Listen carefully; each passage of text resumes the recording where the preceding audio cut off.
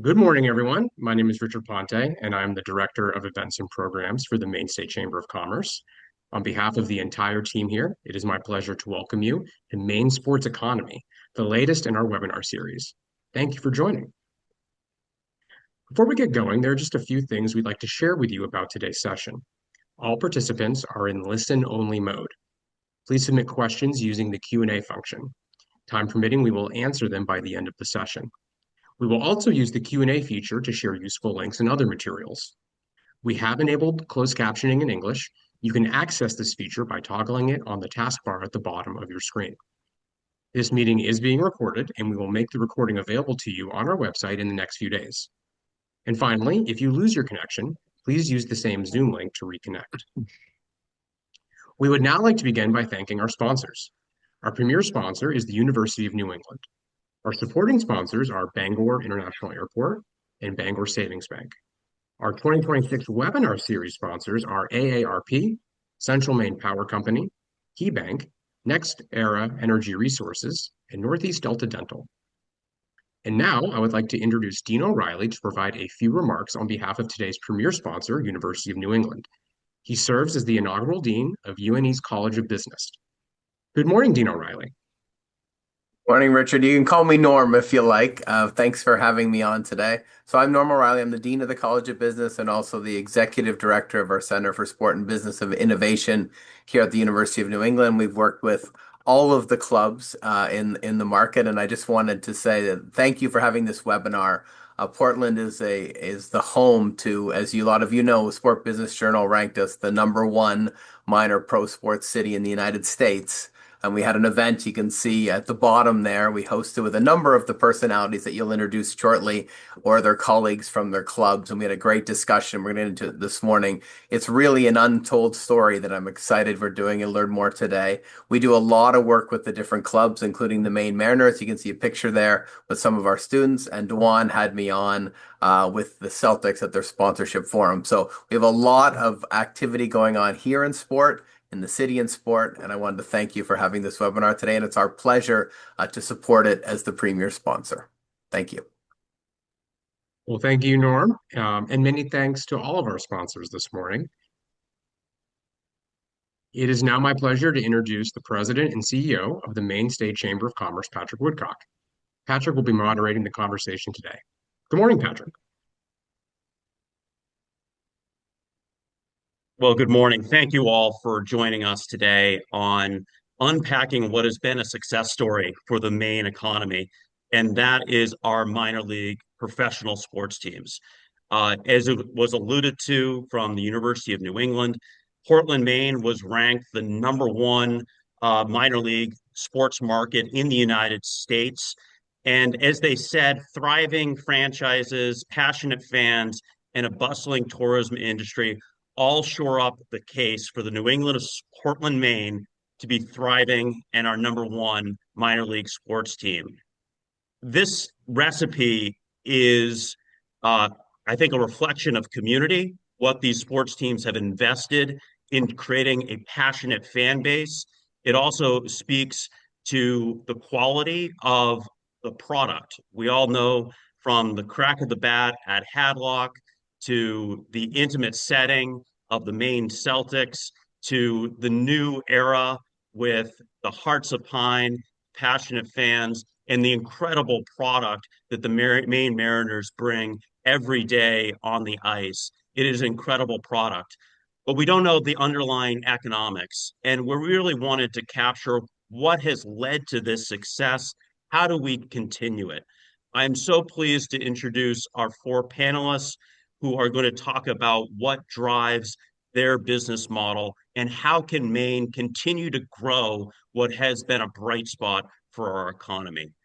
We're going to start with the winter sports teams. I am so pleased from last night's victory. The playoff-bound Maine Celtics will be leading us off with Dajuan Eubanks, who is the president of the Maine Celtics. Dajuan, I turn to you. Good morning, Patrick.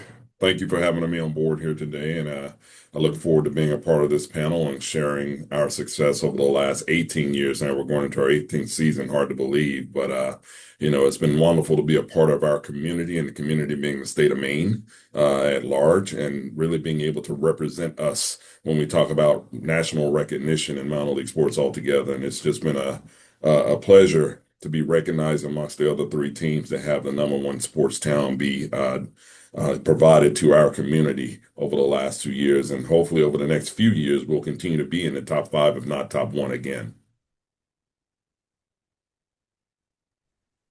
Well, Dajuan, what is really the recipe that you see for Maine's Celtics success? What has been really driving what you look at for your competitors? What makes Portland unique? Well, I think it's recognizing the marketplace that we're in and also the industry that we're a part of, minor league sports. It's about family entertainment, and I think what Maine provides to all of us is an opportunity to be accessible to our community. And I think all four organizations have done a great job aligning ourselves as not just a sports franchise looking to bring people into our arena and sell tickets to them, but also being a community partner and being here 365 days a year. And so, for us, I know that collectively, I think that is one of the common factors that have given us all success by being able to be seen as a community partner and having accessibility to what will be seen as future stars in the sports that we represent and being able to approach it at an affordable cost for a family from an entertainment standpoint. I did want to move now to Adam Goldberg with uh, general manager of the Maine Mariners. Adam, an amazing consecutive win record for, I believe, the franchise this year. What has really been Maine Mariners' growth for attendance and also for really making the numbers work for a franchise? Yeah, so I was sort of first boots on the ground here in Maine when the Mariners started, and it was very evident right away that Maine is a people state and a relationship state. And I think that that's also really been a big part of not only the Mariners' success, but the four teams' successes is their ability to connect with the public and their fan base. And I think that that's also something that we strive to have is some consistency with our messaging. There are various segments that want to watch sports um, and want an event out and something to do. And I think that it's interesting to look at the full landscape. Like an event like this helps me realize from a 30,000 foot view of the sport landscape of Maine. Whereas I'm in my world of the Mariners and it's October to April and hopefully into playoffs and all the way through June. But really, sports is a 365 business, not only for Maine, but the local communities as well. So there's always sports to be played, regardless of season. And I think that that's something that is also so great. With adding the Hearts of Pine into the fray, the establishment of the Sea Dogs, and then the Celtics also having a winter sport. There's always teams playing. There's always teams getting fan bases excited about upcoming seasons. So that it just always we've just got a lot of great momentum going. Geoff, I want to turn to you now, president of the Sea Dogs. You are the veteran team, and you also have a visibility from your position across the landscape of minor league sports. Reflecting on Sea Dogs' growth from a Marlins minor league team to the affiliation with the Red Sox, what has that journey been, and what is the outlook for minor league sports in general? Yeah, appreciate you having us all on this morning. And I think Dewan and Adam kind of touched upon it and made the point. I think doing business in Maine, it's a relationship business. We've always believed strongly that minor league sports is a want, not a need. You want to come to a minor league sports game. There's other things in your daily life you need to do. And I think for us, going back to 1994, just creating that want, that ability that people want to come out and come and have a great evening out, whether it's us or any of the other three sports teams. has really been a focus of ours going back to 1994.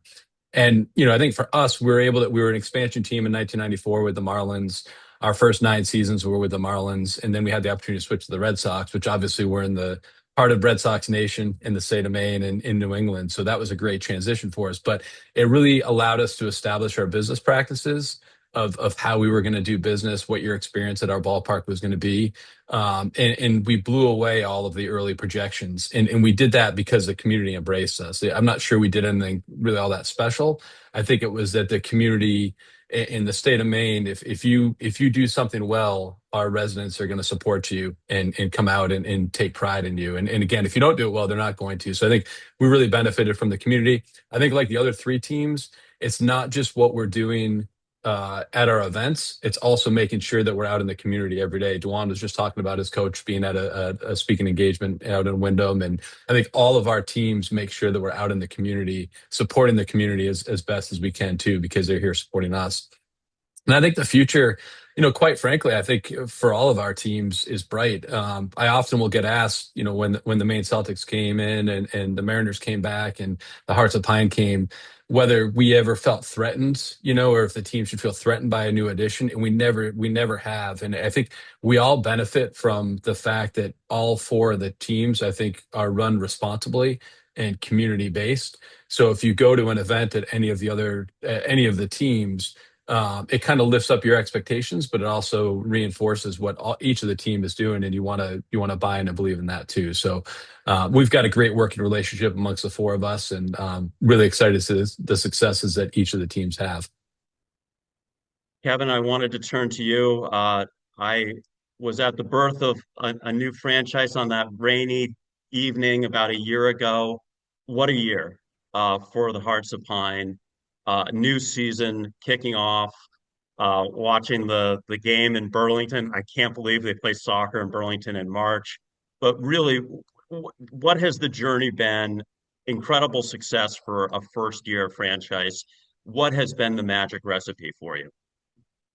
Yeah, of course, many of the folks here on the call probably know Gabe Hoffman Johnson, who's more of a Mainer than I am for sure, and built up a great community of fans and tapped into the soccer passion here in Maine over 5 or 6 years. So, we started last year having games, but the movement and the community building started so much earlier than that. And I think there's a real example. It's a real example of what you can build if you build it the right way. We had the advice and mentorship from these 3 guys and many others as we built this, so that we kind of knew some of the things to do, some of the things not to do, and throughout the business community and throughout this group of sports teams, I think that helped us a lot as well. Obviously we sold out all of last season. We've already sold out of this entire upcoming season for our home games. So, our biggest challenge is just being able to let people access the product. We only have 20 games, fewer than all the other teams here. And, we're a bit capacity constrained as to what we can do at Fitzpatrick Stadium. So it creates a real supply and demand issue, a good problem to have, but still an issue for people trying to get into the games. And we just wish more people could enjoy it, wish more people could see it. So a lot of what we're doing this year is to be out there throughout the rest of Maine, finding sort of outpost locations and watch party locations and ways to bring people together that they can watch on a screen. Maybe not quite the same thing, but still being able to bring people together through sports and to celebrate what we're doing. I think it is a moment where people do want to get away from their phones. They want to experience something live, be part of a community, and sports can provide that. I want to drill down into some of these economics and really, when you are thinking about the wins, losses, but also the financial picture of your organizations. I'll turn to anybody who wants to respond to this. Just demographics. Maine, we're constantly the Maine State Chamber of Commerce trying to address our demographic challenges. And I wonder, is it unique when you look at your demographics of your fan base? is there anything unique? Do we get all ages in the fan base? How do you continue to grow as the oldest state in the union? Where are these fans really coming from, and does it really reflect our overall demographics? I can start from a Mariner standpoint. I think, just from a demographic standpoint, yeah, I would say our season ticket holders skew older, but then I would say our single game buyers skew younger. And honestly, you come to a Sunday 3 o'clock game, Mariners game, and you don't feel like you're in the oldest state in the union for sure. I mean, there are kids everywhere, and I think that also goes to talk about the complexity of sports in general, especially minor league sports. There are so many segments to concentrate on as far as fan segments. Certainly, we can't talk to retirees the same way we would talk to a mother of 3 kids in school. So there needs to be a thoughtful messaging to all fan bases to make sure that they know what we have available.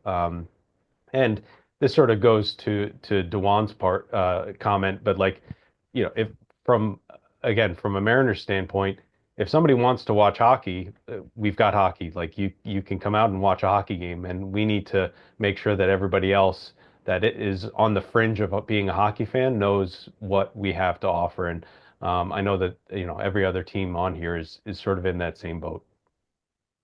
And I'll just dovetail in off of this, just kind of bring it to light the fact that, we're very fortunate to also be based in New England, and 3 of the 4 teams tied to a Boston pro team as well too. And for us in particular, when you talk about just Celtics history within the state of Maine, that bodes well for us across the board when you talk about demographics. I'm sure Geoff could probably say the same thing when we talk about our consistency with baseball and basketball throughout New England itself, but that lends itself to us being able to really touch every demographic, because being connected to those parent teams and being able to cross market and in most cases seeing development players come up, that appeals to young and old alike, and for the Celtics in particular, and formerly the Red Claws, we built a lot of our connection around the history of the Celtics barnstorming through Maine in itself. And so that's played a big part as far as us being able really to connect with the fans within the state of Maine and the demographic being older. But we've always had success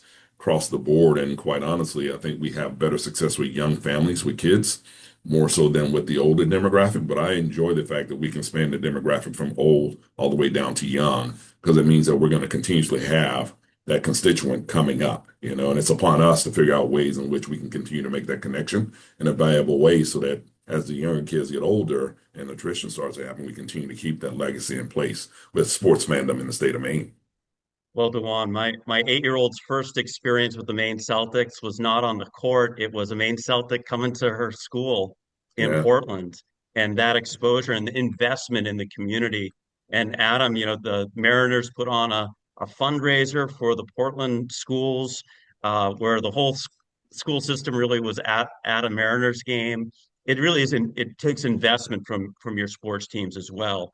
Um, is there any data that you track on our visitors, or this part of a tourism trip too?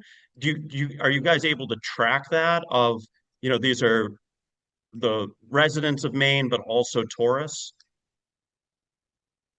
I'll hop in. I'd say it's challenging to track, but based on our ticket data, which you can track from where folks buy their tickets from, for the Sea Dogs, we're 81% in state and 19% out of state. And again, it gets obviously any number gets tricky as far as who's utilizing the tickets, things like that. But that's so 4 out of 5 are from the state of Maine, 1 out of 5 are tourists. And I think, from my perspective, being here the last 26 years. The state's evolved so much, and I think tourism in the summer is big, and tourism now really kind of year round. You try to get a hotel room in January in Portland for folks coming up, and it's a lot more than what it used to be. So I think all the teams have that draw to pull folks from out of state, but also the pride of the folks in state is big as well. Yeah, and I can follow up with our data there. We're roughly 70% in-state and 30% out-of-state, and that's improving as we continue to grow closer with the Celtics brand altogether. But before it was majority Maine, and that was what we marketed to. But again, with the advent of social media and being able to have media partners as well, too, being able to extend throughout the region of New England has helped them bring it in, whether it be tourists or just people coming up to the attraction because it's more affordable, than going to a Boston Pro team game. It just kind of has evolved and it's continually evolving as well. Yeah, I think I I was take a different approach to the question too. I mean, in addition to getting people from outside the state, I think we're showing what a minor league sports town can be, and showcasing it on a grander stage, right? So even when teams are watching these teams play in Erie, Pennsylvania, or Worcester, or in our case, we're out in California last week. We're down in Florida this weekend. So being able to bring the Maine brand, the brand of the state, to so many other places that can get people interested and excited.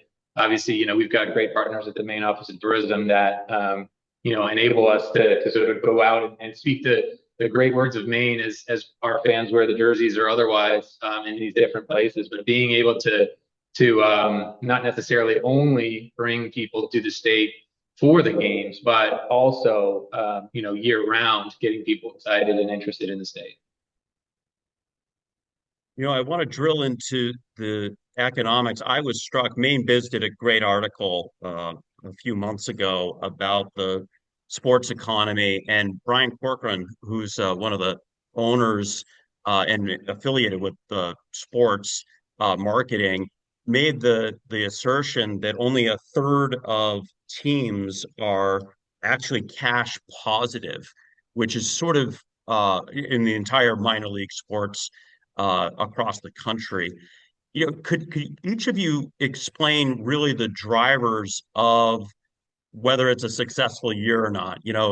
Geoff, I think about all the rainouts last year. I think, Souvenir, I've been interested also watching Kevin, the sponsorship model. What are really the recipe for a successful year? Geoff, you want to start? I'd love to. I think one of the things that's really unique about minor league sports, and we've heard it, I think the Sea Dogs probably have the most games at 69, and Kevin mentioned they have 20, and then Adam and Dajuan are between that.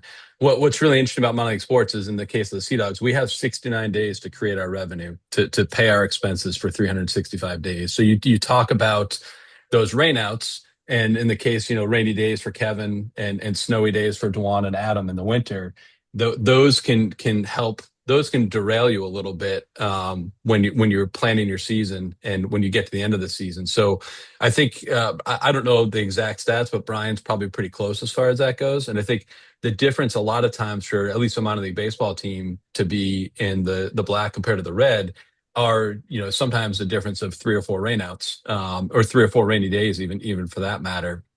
I think for us, the biggest driver for us is creating ticket demand and selling tickets, because tickets in minor league sports, you don't have the TV contracts and different things like that you have at the major league level. So you drive ticket sales, and that helps drive every other piece of revenue you have from a F&B standpoint, from a merchandise standpoint, sponsorship standpoint. So and again, how you drive ticket revenues, you create a great experience that people want to come back to.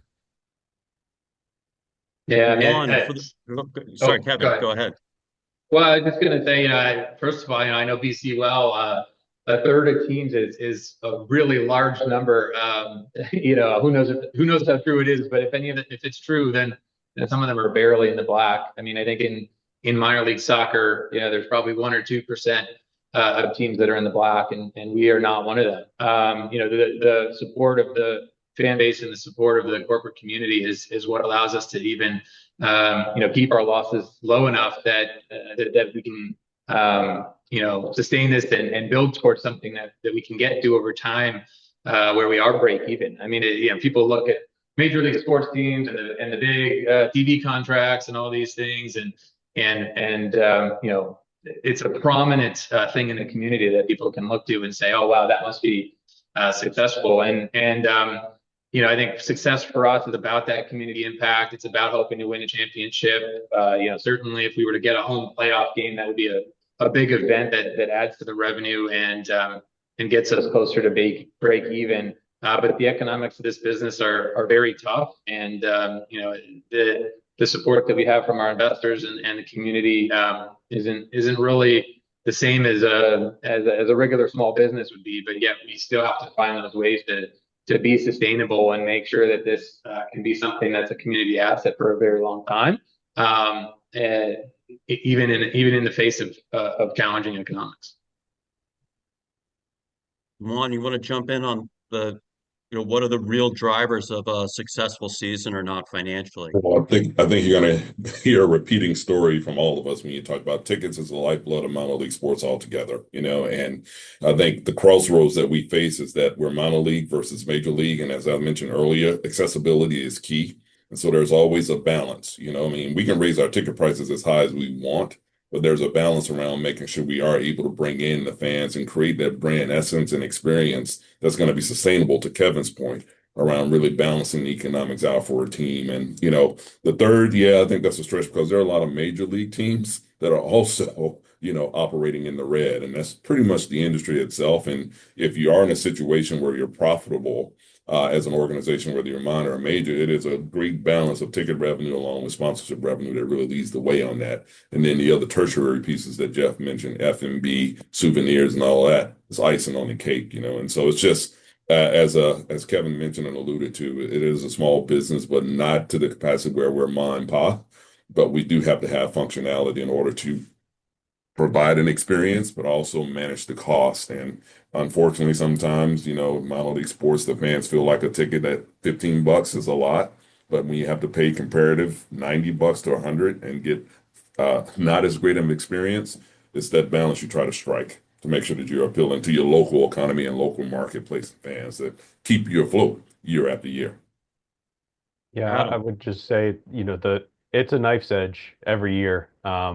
If our goal is to break even, and to break even, you have to have everything go your way. And to Geoff's point, if we have a blizzard game on a Saturday when we were expecting a sellout crowd, I mean, that could derail the entire season. We could do 35 other games perfectly, and if that one game goes wrong, it could mess things up. But yeah, I think that it's important to continue to make sure that fans know when our games are, and have them educate them to make sure that we can sort of spread out over the course of the season to make up for losses. But yeah, it's a difficult business. The other thing is, sports in general, I would say, are getting more expensive. I mean, you're seeing all of these travel teams for youth sports, the expectations of athletes in general, which trickles down to the expenses of the teams. For example, our stick budget, I don't know why they seem to be breaking a lot this year, but our stick budget is off by about 50% this year.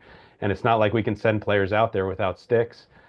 We can't That's choose that to... hockey stick growth that people talk about, right? Yes. It is honestly that trajectory of a hockey stick is pretty much the stick breaking trajectory this year for some reason. But yeah, I mean, we can't just not travel to another team. And to Geoff's point again, like, we make money on home games. We certainly don't make money on road games, but we have to get there. We have to travel. We have to pay those expenses. So those are things to continue I mean, I think sometimes the fans are interested in it. Sometimes they're not. So I don't think we talk about it too much, the economics of sports, because honestly, it's not that fun. The wins and losses and home runs and goals are a lot more fun to talk about. It is revealing. I really wasn't aware. I don't think fans are aware of the economics of sports, and it matters of whether you're going to actually maintain success and maintain the facilities. And I did want to turn to facilities for people who are in public policy in Augusta. There was a debate about um, some tax incentives for investments in Hadlock over the last 2 years. Geoff, I might start with you. Hadlock, going back, one of the older stadiums, but required some investments to be made. Can you talk about Delta Dental what Park. I'll do it for Geoff. Delta Dental Park. yeah, Good assist, Kevin. Appreciate you. thank you. Um, what are the investments that we've seen that we'll be seeing this year on opening day? Yeah, it's a great question, and certainly there was a lot of debate about that going back into 2024, and we were able to get a little bit of help from the state, which we really appreciated. There was a tax rebate, which is up to $2 million for an investment we made. So we ended up investing 15 million into the ballpark over the last couple of years, and that was really to bring it up to Major League Baseball standards. Major League Baseball changed. The standards for all the teams, all 120 teams had to be compliant by opening day, actually last season. And we finished up our clubhouse mid-season last year, but we had a extension on that. So for us, it was a very significant investment into the facility.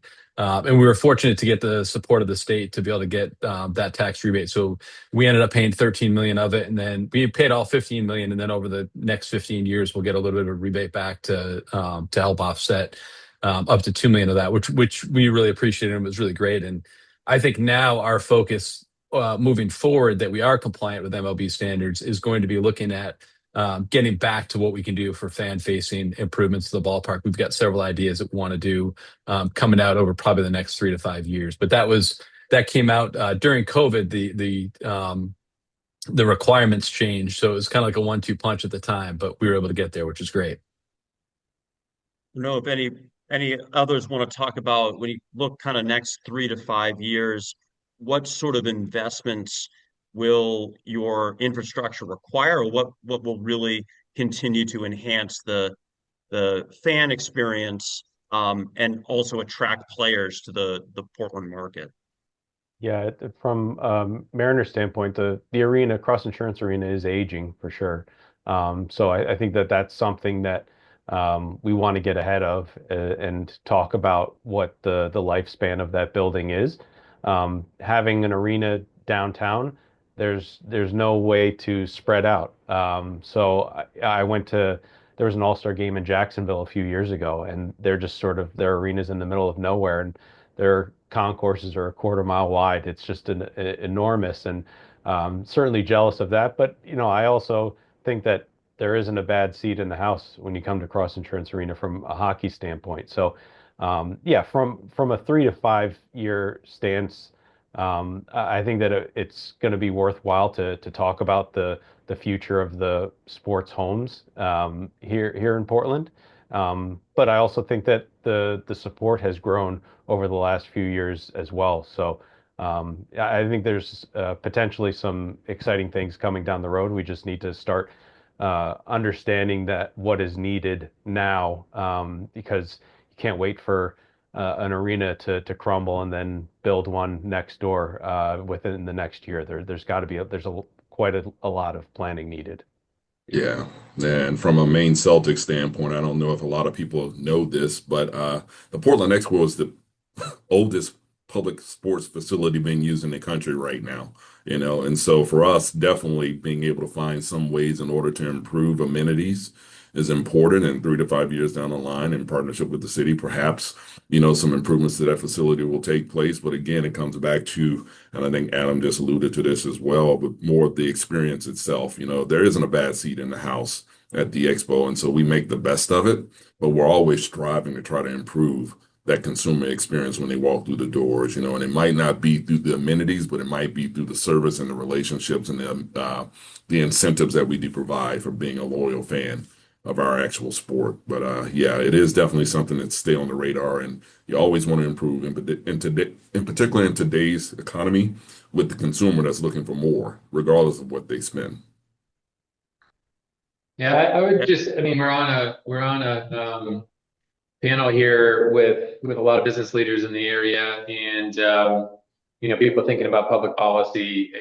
I'll take a little bit of a bolder stance that says, this state is woefully underinvesting in a good thing. We talk about an older demographic. We talk about attracting young people. Young people enjoy the energy of live sporting event. And it's the type of thing that can keep people excited here, keep people visiting here. The fact that we are #1 minor league sports market is a testament to the people, absolutely no testament to the facilities. These are some of the lowest quality facilities in each of these leagues, and yet we're powering through that. And I think that's fine. I don't think any of us are looking for anything different. There's certainly other state priorities than putting public money into sporting events. I don't think we sort of see the world differently than that, but I do think it's a reality that we face. To have players that are going to be playing on the $9 billion Boston Celtics in the basement of the Expo building is a tough look for Maine. And I do think that we should not take for granted the excitement and the success and the broader economic impact that these sports teams can have, because you don't want to see these things fade away or see any teams leave. You want to make sure that there's some support and not take it for granted. So I do think it's a good signal that there was able to be some support for the Sea Dogs clubhouse, because I think that's just a good signal that more and more people are realizing the benefit of these civic assets. Maybe I'll press you all a little bit, because I think we've looked through the prism of public support for stadiums through the debates with major league sports, and that has, your sports teams are bringing communities together. In some communities, it really divided the public on whether there should be public support. What is the model for the minor league, across the industry? Has there been traditional public support financing, tax credits for investments in infrastructure into stadiums? And how does Maine sort of compare? Maybe Geoff, do you have a sense from across the minor league baseball? Yeah, I don't have exact percentages, but I know the vast majority of teams that needed to become compliant received public funding to be able to do that, whether it was at the local level or the state level. Each state's a little bit different, but there's a lot of states that certainly invest a lot into minor league sports. And I think it goes back to the point I think we all made. The margins are razor thin on running a minor league sports team, but the economic impact is pretty great. And in 2019, we did an economic impact study with the Margaret Chase Smith Center up at the UMaine, and it found that the Sea Dogs economic impact was $28 million on the state of Maine economy in 2019. And we all know that was 7 years ago. So I'm going to guess each of our teams is well over that right now. So the economic impact that we're making on the state is pretty significant. But the economic impact that we have as far as razor thin margins makes it tough to invest in the facilities. But we know the states and the counties and the local municipalities across the country that have invested in ballparks have seen that impact pay off. Yeah, I think in our league, there's a growing excitement for soccer around the country, and so there's many cities, smaller and slightly larger than Portland, that are building $40 to $70 million stadiums or subsidizing half of it or otherwise. I mean, I'm talking real money, real tens of millions of dollars of money in order to create a gathering place, in order to have a place where there's a ground jewel sports team, as well as other uses for the community and things at large. I think New England's different. I think there's a different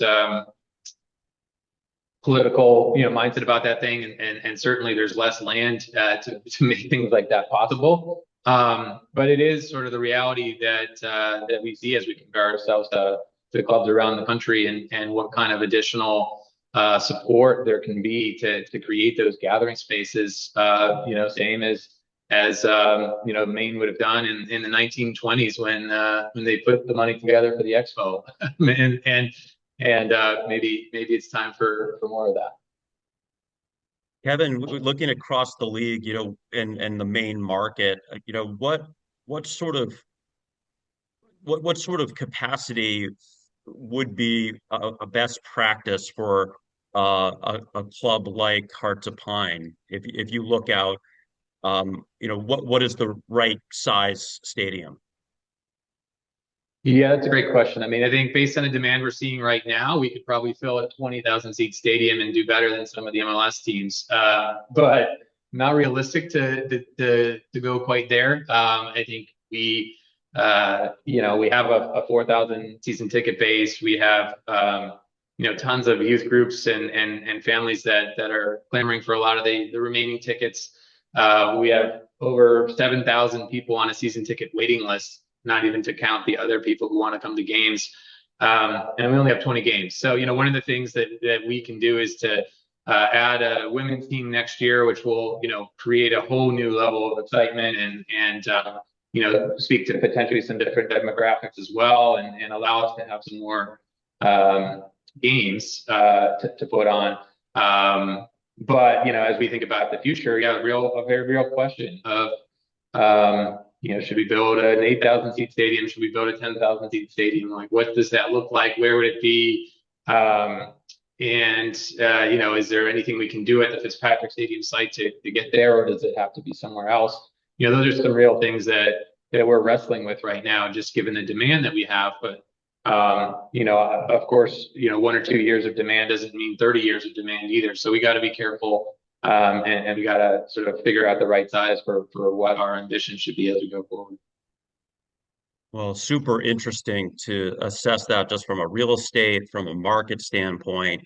Getting a ticket for our Hearts of Pine is like finding a parking spot at the top of Cadillac, July 4th right now. It's high demand right now. I did want just a few final questions. We do have some questions in the chat too. First, what have we talked about that really keeps you up at night? What is it that people, understand the product, but from the business aspect, what is it that is a challenging role? And finally, what is it that the state of Maine can do to support this continued growth?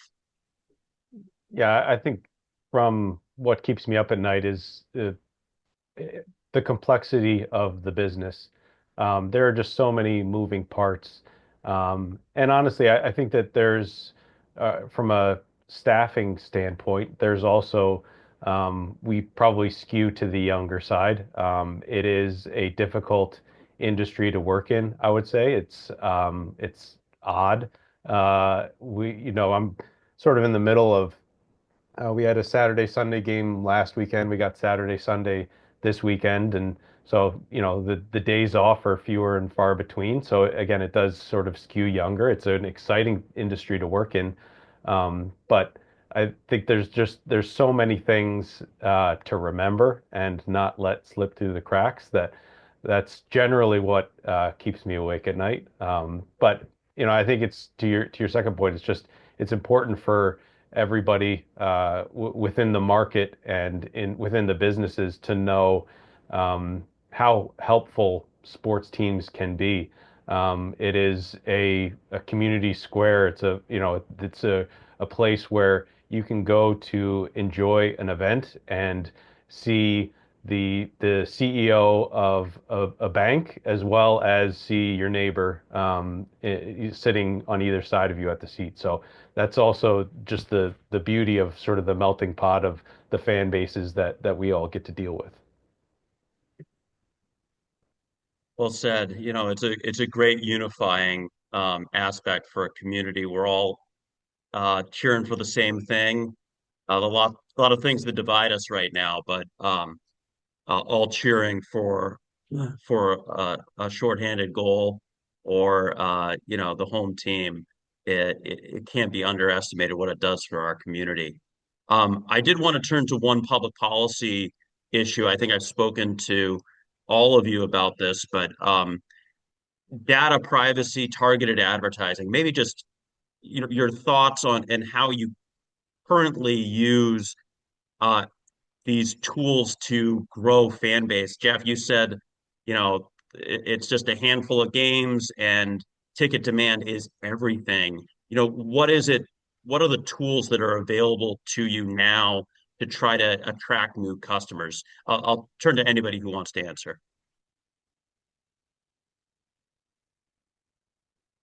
Yeah, I think we were able to very much build a fan base from ground zero. I guess most recently, compared to some of these teams who their ground zero was a little bit longer ago. And so being able to do that in a digital era and being able to do that, with hardly any marketing dollars as Gabe was building up the fan base.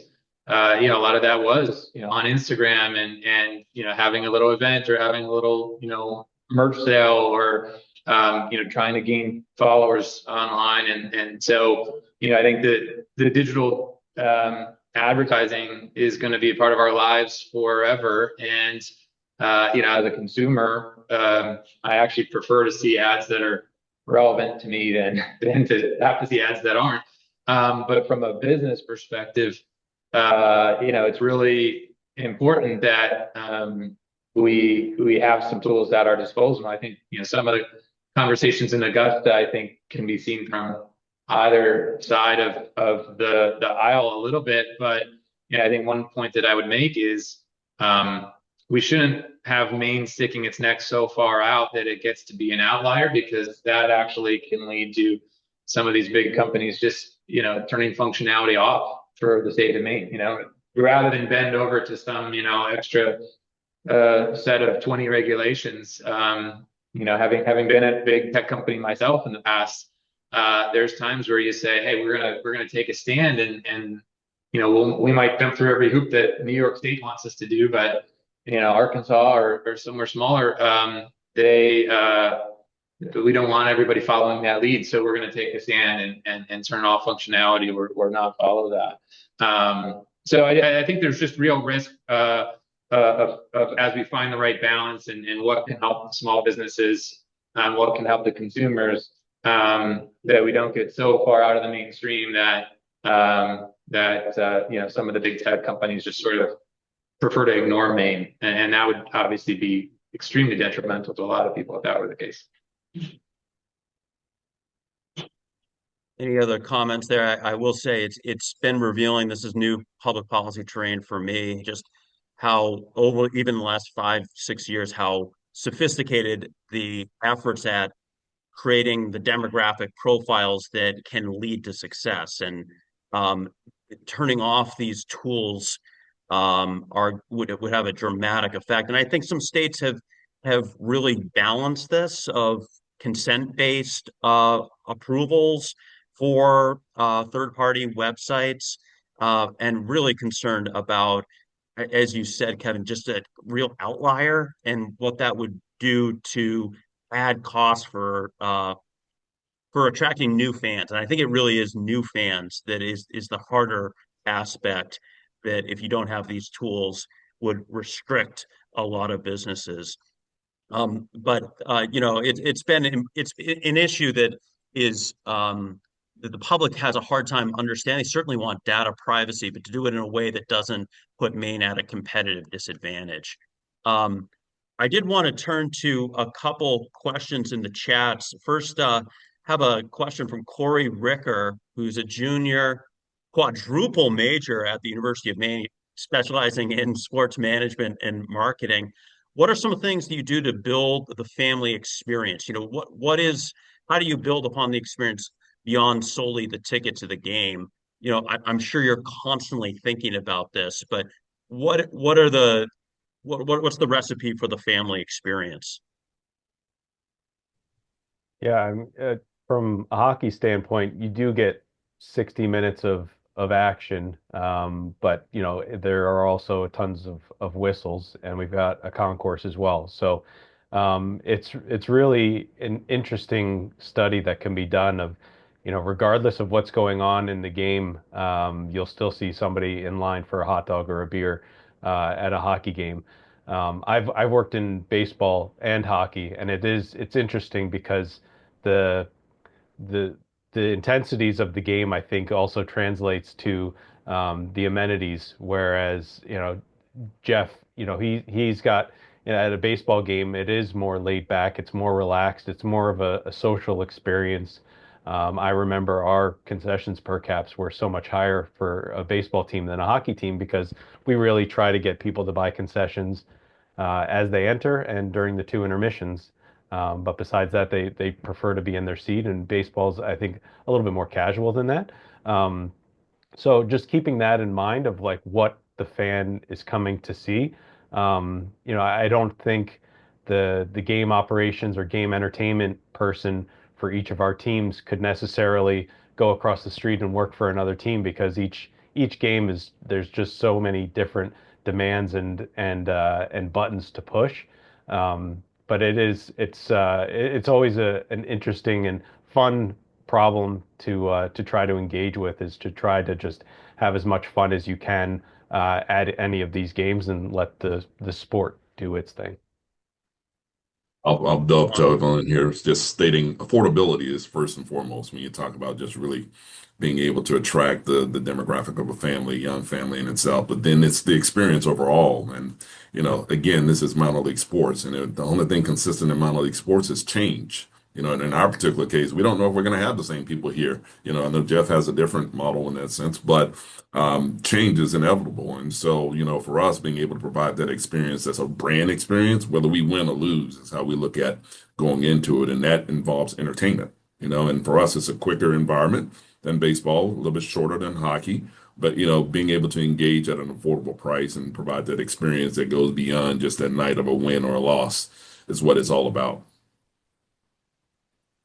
I And think it's I'll add, Slugger that my kid is always looking forward to. They like the break between the innings, Geoff.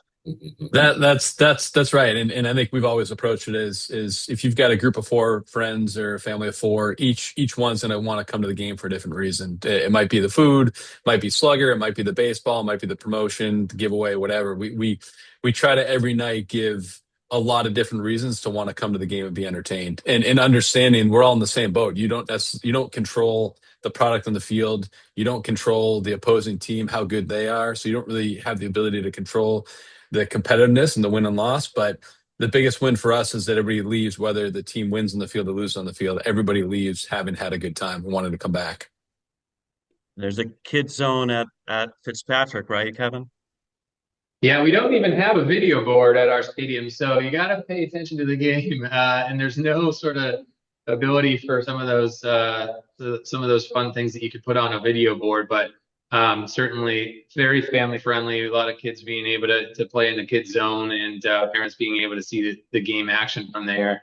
And then after the game, our players sign autographs for 30 or 40 minutes after the game, and that's always a special time too. So it's no matter what sport it is, the beauty of minor league sports is that connection with the community and making sure that the players are accessible to the fans and they're out in the community, but 365, but also on game day, being able to provide those special experiences is so important. Last question I have from the chat. Any comments on just the sports industry at large? A lot of change. University of Maine announcing creating a fund for their athletics department to stay competitive. I was talking to the university yesterday about that decision and what it means for their different programs. March Madness, name, image, likeness has just exploded. It seems like it's more and more money, the rate of change is extremely fast right now. Any thoughts on just the bigger picture of how the sports industry is evolving? I think it's evolving by the minute, and certainly, we're all involved in the professional side. It's a little bit different. Certainly, players have NIL deals on their own. I think the college sports industry has evolved tremendously over the last 5 years, and who knows where that's going to go over the next 5 years. But I think that the reason why it's evolving, college sports, and the reason why professional sports stay popular is it is still something people gravitate to. It's still something people appreciate. And on any given night, we talk about trying to give an experience from a great entertainment standpoint, but also what happens on the field, what happens on the court, the ice, the pitch. It's going to change every day, and you never know what that outcome's going to be. And I think folks like that. I think folks like to come out and be entertained, but also have that kind of competitiveness and unknown of what the result's going to be. Yeah, we just negotiated a new CBA with the Professional Hockey Players Association this past year, and that certainly comes up is the NIL and making sure that we at least address it and tried our best to adjust. But you also want to make sure that something like that isn't a death sentence. You know, it's sort of similar to the data privacy laws. If you go too far, you just sort of be careful what you wish for type thing, and it can be very delicate and a bit of a house of cards. Well, thank you so much for joining us this morning. I think we're so appreciative of the recognition of what we're seeing at a national level, that Portland, Maine is being recognized for being a great sports town, but it doesn't can't take this for granted.